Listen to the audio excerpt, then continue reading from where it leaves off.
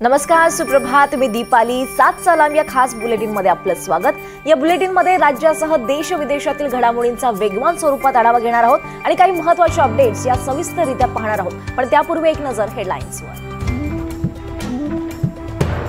पुण्यात ईडीची मोठी कारवाई. हाय व्हॅल्यू कार लोन फसवणुकीचा भांडाफोड. अनेक लक्झरी गाड्या जप्त.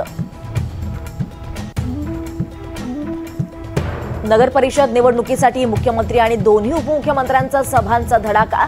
फडणवीसांची नागपूर, गडचिरोली, भंडारा, तुमसरमध्ये सभा, तर शिंदेंचा छत्रपती संभाजीनगर, लातूर, अकोल्यात निवडणूक प्रचार. अजित पवारांचीही बीडमध्ये सभा. मनसेच्या अंतर्गत बैठकांना सुरुवात. राज ठाकरेंच्या उपस्थितीत बैठकीत बाळा नांदगावकर, अविनाश जाधव राहणार हजर. स्थानिक स्वराज्य संस्थांच्या निवडणुकीत पैशांचा पाऊस. पैशांच्या थैल्या खुल्या. सरकारला सत्तेचा माज. उद्धव ठाकरेंचा राज्य सरकारवर निशाणा.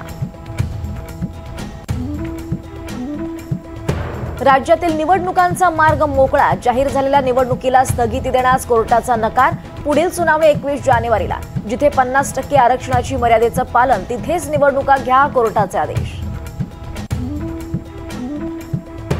सुप्रीम कोर्टाच्या निकालानंतर राज्य निवडणूक आयोग कामाला. 50%पेक्षा जास्त आरक्षणाची मर्यादा ओलांडलेल्या ठिकाणी पुन्हा सोडत निघणार. राज्य निवडणूक आयोगाच्या सूत्रांची माहिती. 11 नक्षल्यांचं गोंदिया पोलिसांसमोर आत्मसमर्पण. दरेक असा दलमचं अस्तित्व संपुष्टात. पोलिसांना मोठं यश. संभाजीनगरमध्ये बोगस महिला IAS प्रकरणी कल्पना भागवतच्या मित्रासह एकाला दिल्लीतून अटक. तपासासाठी स्वतंत्र पथक स्थापन. अनेक खुलासे होण्याची शक्यता.